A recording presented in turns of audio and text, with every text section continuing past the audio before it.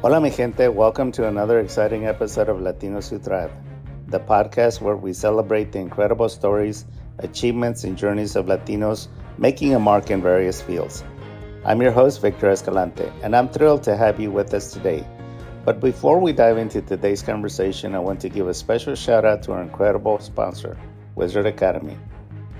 Whether you're looking to hone your skills, unlock your potential, or simply level up with life, Wizard Academy is here to guide you on your journey to success.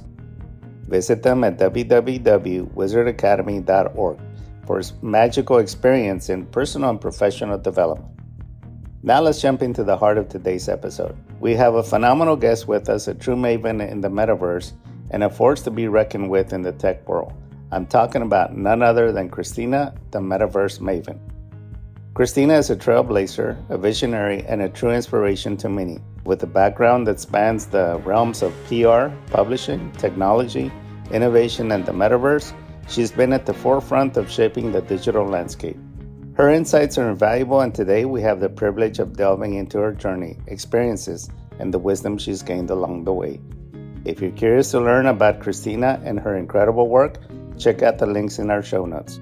So grab your headphones, settle in, and get ready for a conversation that's sure to inspire, empower, and uplift. Without further ado, let's welcome Christina, the metaverse maven to Latinos Who Thrive. And now we have Christina Rodriguez. Welcome to Latinos Who Thrive, Christina. Thank you so much, Victor. I appreciate you having me. So, Christina, tell us where you're originally from. I'm originally from Amarillo, Texas. How did you end up in Houston? I ended up in Houston in 2017. I moved out here after I closed down my business in Amarillo, Texas. Tell us how you got started in business. My first business was, I was a makeup artist at the age of 18, and I went to makeup art school in Fort Lauderdale, Florida. And then after that, I was out there in Florida for about 2 years, going to cosmetics makeup art school. And then I moved back to Texas and I opened up my first company, which was a makeup academy. Okay. And tell us how you specialized in that field of makeup. I've known a lot of makeup artists because I've been a professional photographer doing a lot of fashion shows. And so, again, I have come across a lot of unique makeup artist. One of my clients even studied with the makeup artist of Beyonce. So I know something about your field. So tell us how you position yourself in Houston with your makeup academy. My makeup academy was never opened in Houston, Texas. When I came to Houston, Texas, I opened my second company, which was Metaverse Maven Agency. And so my client was Harley Davidson, and then I serviced the beauty industry, which meant like plastic surgeons, dermatologists. After the pandemic hit, I had to pivot because I lost about 80% of my clients. After I pivoted, I started a podcast called The Fit Beauty Report, which I am a digest of industry news for the beauty and fashion and technology industry. That took off successfully, and it's listened to in over 25 different countries all over the world. And from there, it has just been progressing. And so here recently, I opened up my PR firm, and then we have an influencer division as well. What were some of the biggest challenges, Christina, in your trajectory as a business owner and entrepreneur? Some of the biggest the biggest challenges has been living in a city that's not very fashionable. It's very slow pace. And so I have to travel, and I have clients outside of Houston that are based in Las Vegas, Los Angeles, and New York, and here in the future, Paris, France, and London, and Amsterdam. That's what I've heard from some people in the industry, especially in fashion, is that Houston is quite a sleepy town, as big as it is, compared to the big markets like New York and LA. Absolutely. That's been the biggest challenges in waking up the sleepiness here. It's been very slow. So that has been one of the biggest challenges. I published a Women in Tech magazine here in Houston. It did not get as much traction as I would like for it. women in tech is still something that people can't get behind. However, there's New York Tech Week, there's Miami Tech Week, there's Los Angeles Tech Week, there's San Francisco Tech Week. I'm part of that. And so I travel outside of Houston, and we have communities in Las Vegas, we have community in Los Angeles, we have community in New York. And so the magazine has taken off outside of Houston, just not in Houston yet. Yes, another tragedy that what happens in the East and West Coast still has not totally made it to Houston. You would think that as big as we are and as a rising metroplex, that you would have some of the same dynamics, but we don't. No, absolutely. I think that it also has to do with politics and the culture. And it's a little bit more, you would think we're progressive, but we're not very progressive as it is. I mean, I spend my summers working with young girls. Me and my board, we work with young girls and we teach them about emerging technologies, entrepreneurship, and we host hackathons for these girls. And even still with that, you don't see the education in Houston at all, teaching about emerging technologies. So there's a lot of things in Houston that are still behind. So I am, a Texas born and raised girl. Amarillo, Texas is where I was born. I was born actually in a smaller town called Borger, Texas, with a population of 14,000 people. And so I always knew I was going to live in a big city. My family was not surprised when I moved to Houston. My dad brought us here every summer. When first he took us to Mexico, and I was in Mexico every summer from the age of 8 years old until I turned 15. And then we were in Houston every summer after that. So they weren't surprised when I moved.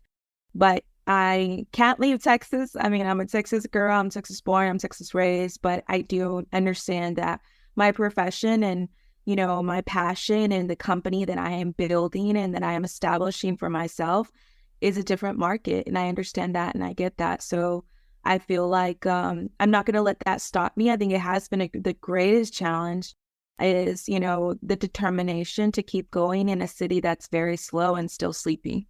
You look like you're either a millennial or a Zoomer. Which is it?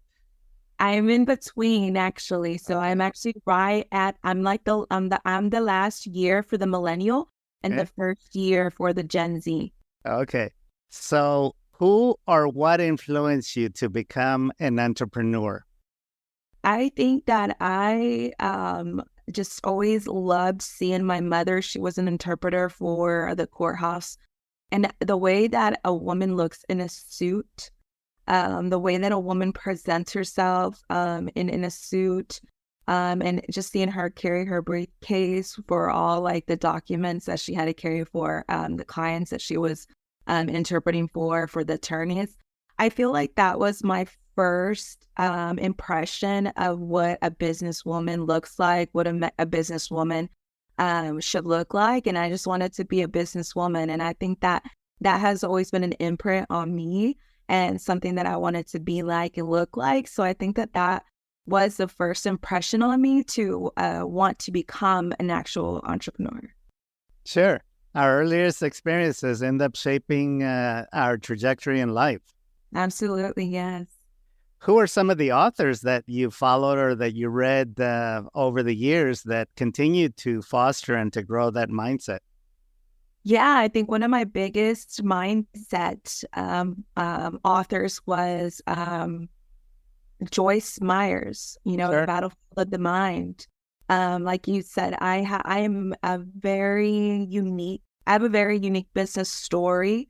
And so I feel like also too, coming from a Latinos, mindset, it just was not, I mean, if you think Houston is closed, imagine a Latino family who knows nothing about publishing and has never really been there and understands it quite. So my mom still quite doesn't understand what I do, but I mean, she sees everything. So she kind of gets it and she supports it. But I think that Joyce Myers, Lisa Bevere, I've had a lot of, I would say they're more like woman pastors who are leaders in the church who I really just look up to, admire, and I read a lot of investing books, Women for Investing. the basics of investing for women. I read a lot of books on women and mindset is what I really read a lot about. I'm surprised that you're familiar with Joyce Myers because she's actually from my era in the boomer, the boomer era. Yeah, she is. And she was one of the first women to actually come out and speak in the mindset. And I think that was a huge, huge shift for women.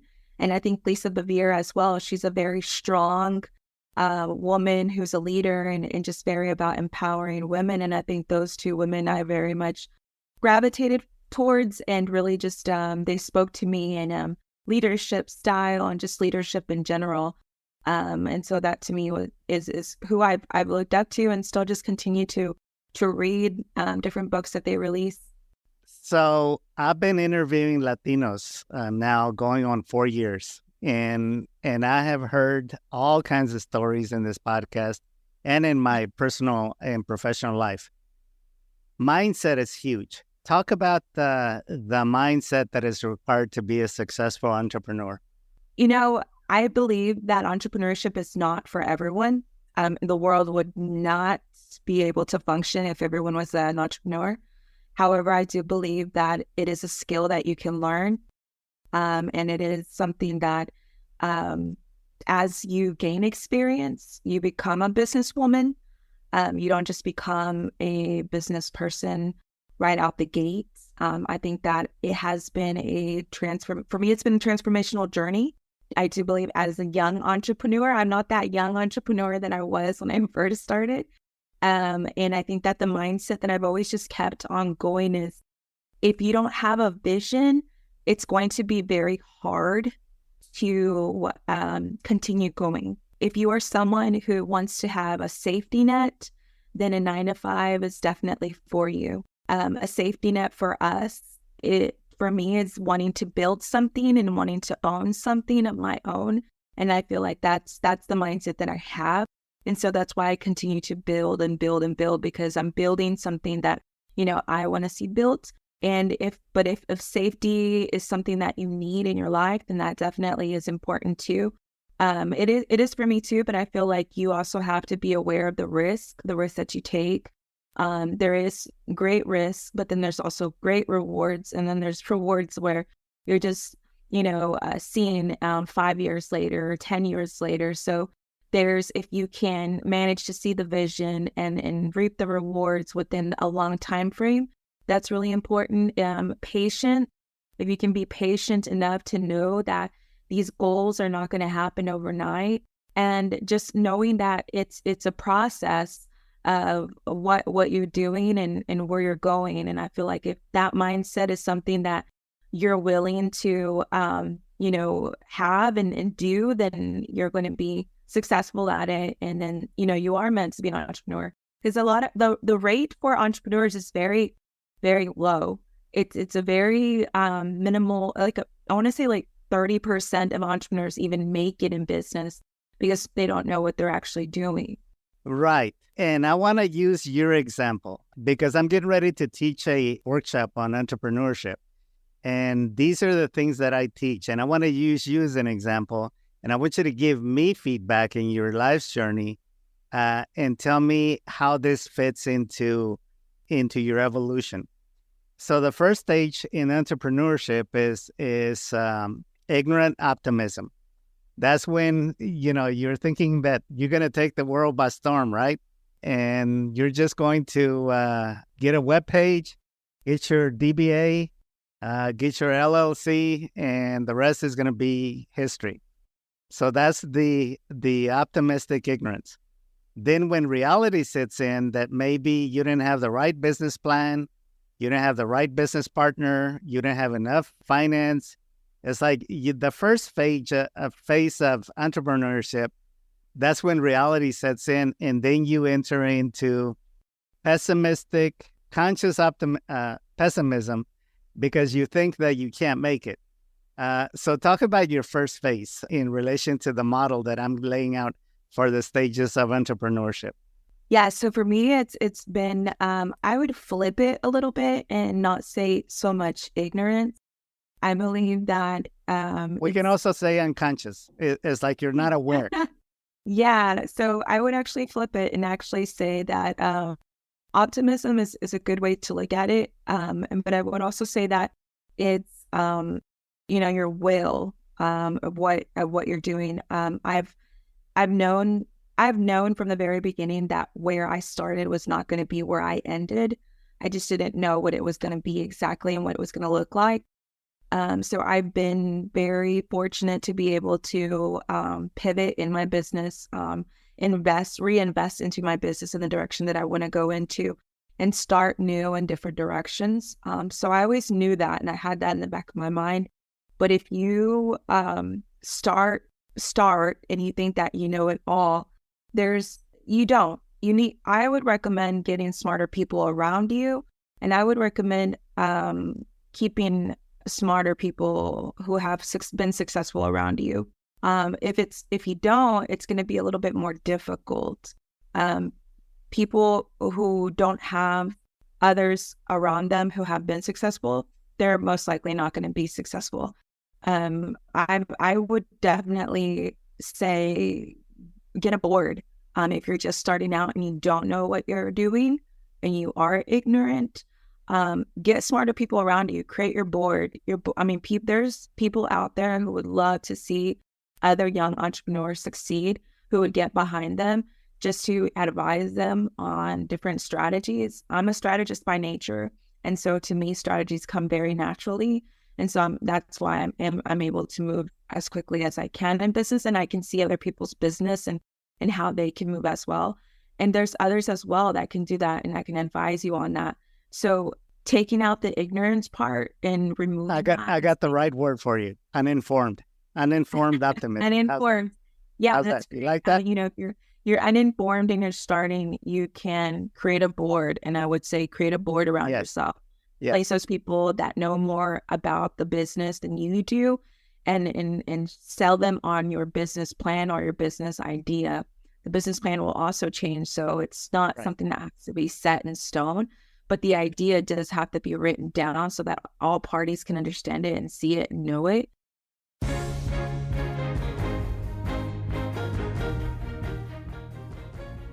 You're listening to Latinos Who Thrive with special guest Christina Rodriguez. We'll be right back.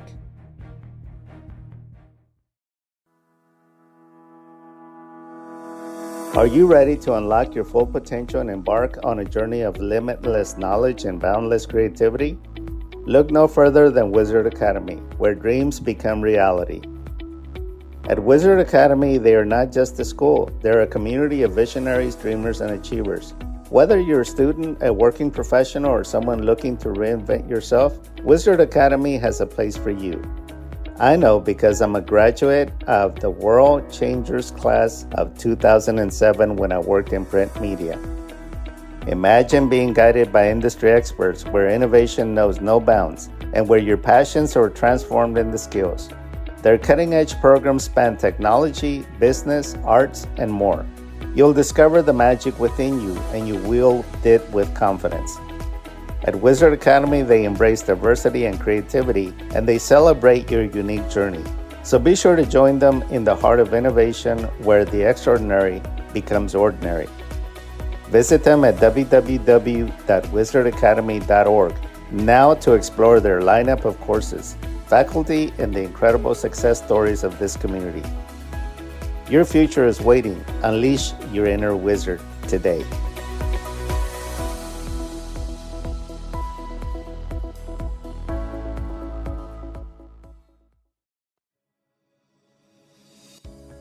Are you looking to take your career to the next level? Do you want to stand out from the crowd and make a lasting impression? Then look no further. Introducing the ultimate game changer, the Escalante Public Speaking Mastery course. In today's competitive world, effective communication is the key to success. Whether you're a seasoned professional or just starting out, the ability to speak confidently and persuasively is a game changer. I know, because I have lived through it. That's why the Public Speaking Mastery course is here to unlock your full potential. The comprehensive course is designed to transform your public speaking skills from good to extraordinary. I will be guiding you through a step-by-step process, helping you overcome stage fright, craft compelling messages, and deliver impactful presentations. When I took the Dale Carnegie School of Public Speaking and Human Relations, it changed my life, and I will be able to help you do the same. My career in journalism and training and development was built on having the skills to be able to communicate to a team or thousands.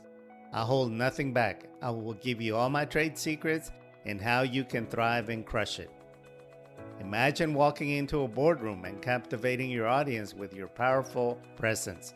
Picture yourself confidently leading meetings, delivering persuasive pitches, and commanding attention in every interaction.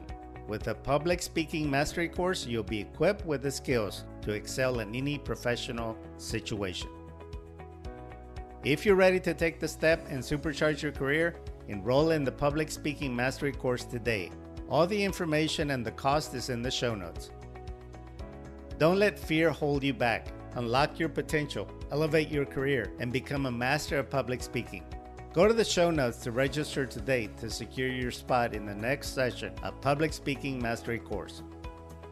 Public Speaking Mastery course, empowering professionals, transforming careers. Act now and make a lasting impression in every opportunity that comes your way. You will be glad you did, and you will thrive for the rest of your life.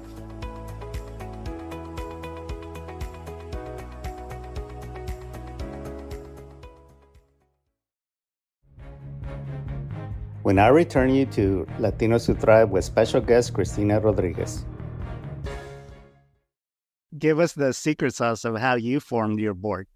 Because this, I know what you're referring to, but the average listener doesn't know how to form a board. So tell us how you did it. Yeah, exactly. I feel like it's not something that you're taught about, but I feel like more and more it's being spoken about because people do want to learn how to position themselves in business better.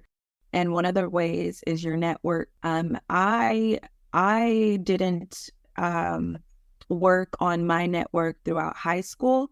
So if you can start out in high school building your network, then that will increase your chances when you get out of college. I didn't start building my network until I was in college and then afterwards. And then I just have continued to build it from there.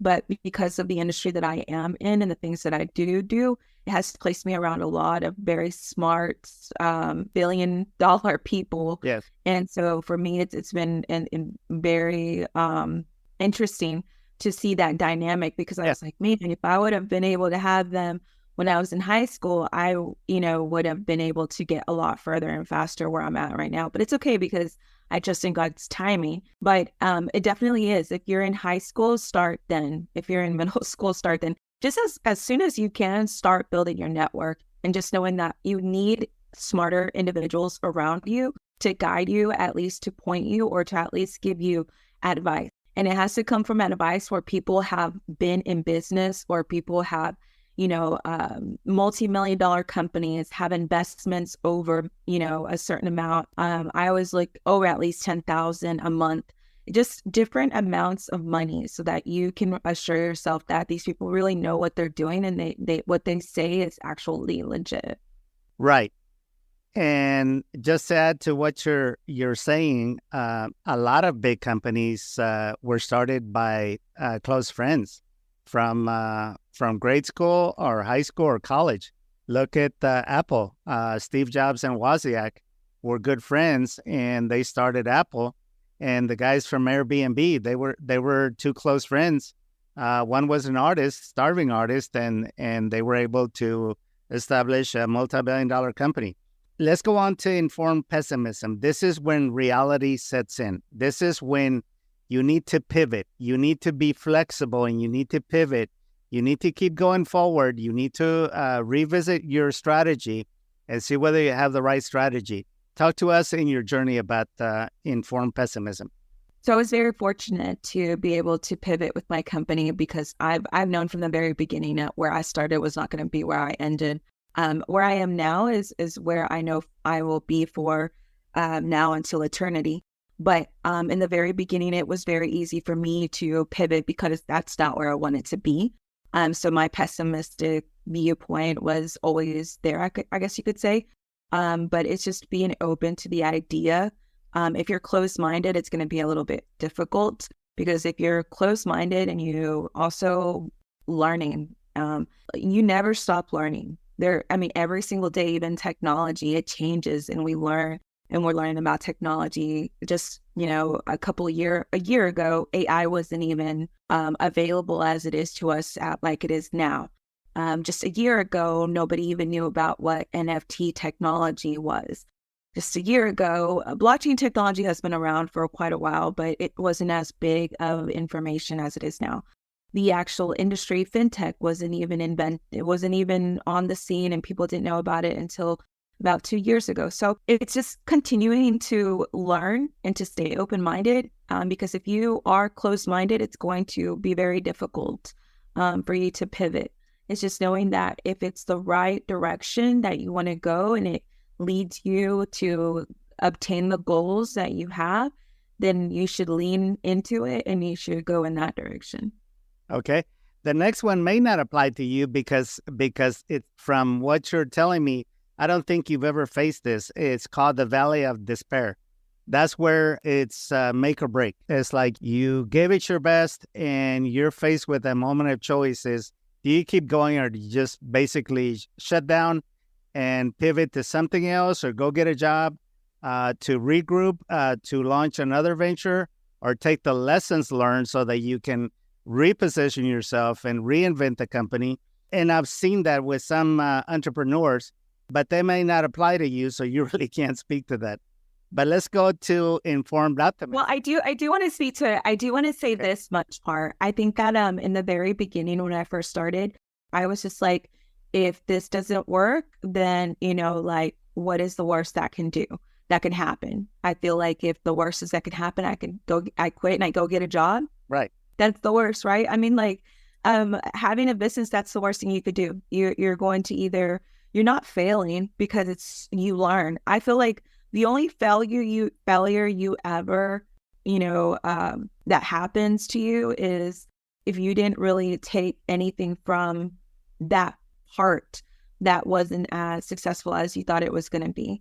But if you failed and you just quit, then yeah, you could call it failure. But if you failed and you learned and you re-strategized and you kept on going, then that's not failure. That was just using failure as your stepping stone. I also believe that you can, look at other people who have, failed as well, and they've stopped. And I feel like the game doesn't stop. Like the game keeps on going. And if you look at business as a game, it's a sport, and the numbers that we're putting up is just revenue, it's profit share. And in order to get profit share, it's like, how are you going to build your team? How's your team going to be built? Who is going to be on your team? And it's like having a winning team, and it's like having a product that people want to buy. So it's like running the play that you're going to play and playing it well. And it's like having the right things in place so that you can learn if you drop the ball, or if you have the ball in your hand and you move on to the next year and the next year after that. And you have to know that those first 3 years are very hard and very difficult. I love playing the game, but my passion is helping people. So my passion has always been helping people to be successful at what they want to be.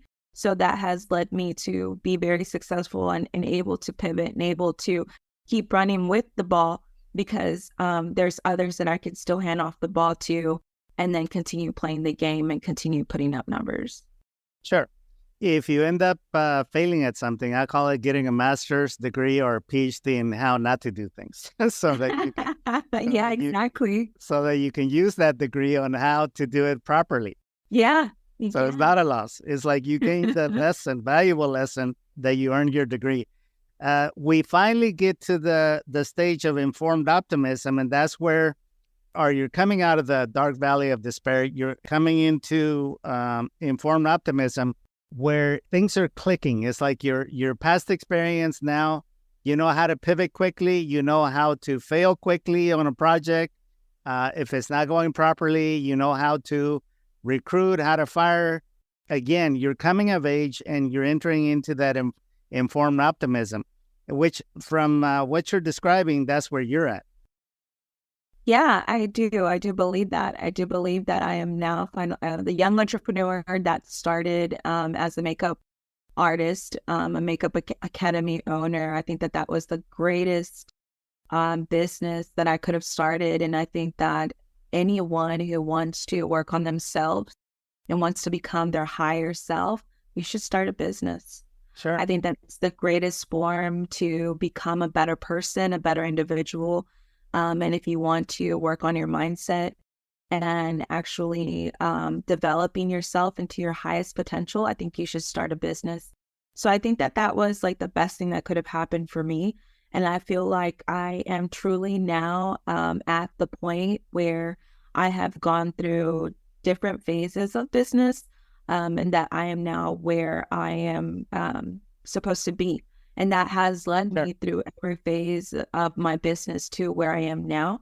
And I'm very thankful for that because I didn't gain experience through a regular marketing firm because I built my own marketing firm and I got my own clients.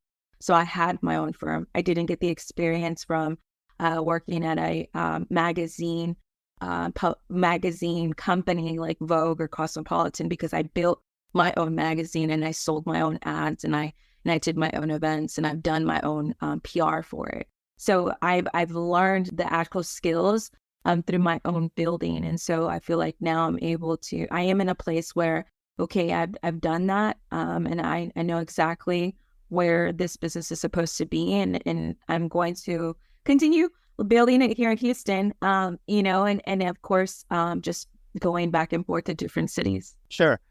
The final stage is success and fulfillment, which you're quickly accelerating now. You're picking up speed because you got the right people, the connections, you got the resources, you got the experience, you got the contacts, you got the clients, and you tend to grow exponentially because of that. You finally get to that sweet spot to where things are clicking, things are going your way. Now, for listeners that are listening to this interview, Christina, if you were to distill your entire business ethos, what are the 5 secrets that have gotten you to where you are? Self-discipline, okay, self-sacrifice, habits, reading, learning, and rest.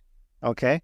You got to pace yourself for sure because you can burn out if you don't pace yourself. And the discipline is the grit that you need to stick with it.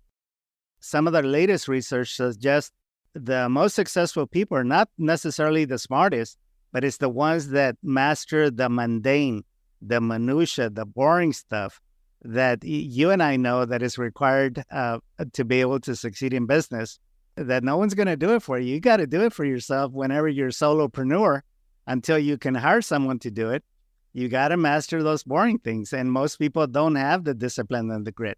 They'd rather go party on a weekend as opposed to working on their business or reading a good business book. Yeah, absolutely. I spend my weekends reading, catching up, reading on the new technology, reading on anything that I can learn to better myself and my position of my company and what we're doing. It's, to me, I don't really find partying that exciting. So I feel like reading a book is so much more thrilling to me because I gain so much more out of it because that one book, I can put so much more into what I'm doing. Feeding your mind and always learning new things. Yeah, you do. You have to continue learning and staying open because everything changes. Technology changes so quickly and you have to be able to adapt as well. How are you involved in philanthropic endeavors? How do you give back to the community? So I have my own nonprofit. It's called Pretty Smart Foundation. Every summer I work with young girls in the Houston area and we host hackathons. So a hackathon is a series of workshops that we work with young girls from ages 8 to 18. And these workshops, we teach them about emerging tech, which is NFT technology, AI, and Web3. And then we show them how to put an actual tech project together. And then we actually help them pitch their tech project to our judges. And then we give the girls first place, second place, and third place prize money So first place is 500, second place is 300, third place is 200. And we help them to create their own tech company. And then they pitch it to our judges. And then whoever wins gets first, second, and third place. And I do that every year. And I've been doing that for the past 2 years. And then before that, we were working with young girls and teaching them how to code. But right now, it's just going to continue evolving into more hackathons, more pitch contests, and financial help, and also too learning about cryptocurrency, which is the future. And we need a lot of girls to know about it, learn about it. We need to change so many depressing statistics. And if I'm going to have young girls one day, I want it to be different for them than what it is for me. Women have broken a lot of glass ceilings. Latinas have broken a lot of glass ceilings. Latinas are still breaking glass ceilings. But I think that there's still a lot more work to do for us and Latinos as well. And so I want to do that. And I hope to do that with the philanthropic work that I am doing in Houston right now. I love it. Your own Shark Tank. Yeah, we are. I mean, like we had, and it amazed me at how these young girls and how, our Houston education system is failing for these young kids. But and just in general, the tech companies that these girls come up with and the ideas that these, companies and what they can do, it amazes me. And it just always leaves me in awe of what the next generation can do or can accomplish.